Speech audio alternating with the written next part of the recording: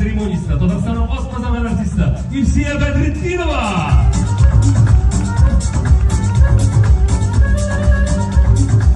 Һәм Фәрис Зиганшы, Татарстанның халық артисті, Гаскар Камал театрының әйнәп барушы артисті.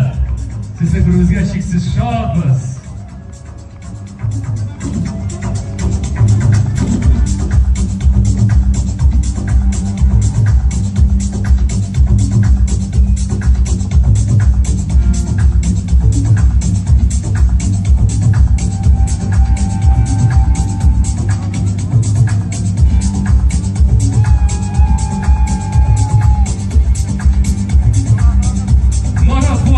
Объединение «Татар Мультфильм», член Союза кинематографистов, вместе с супругой Гульшат Нигматуллиной.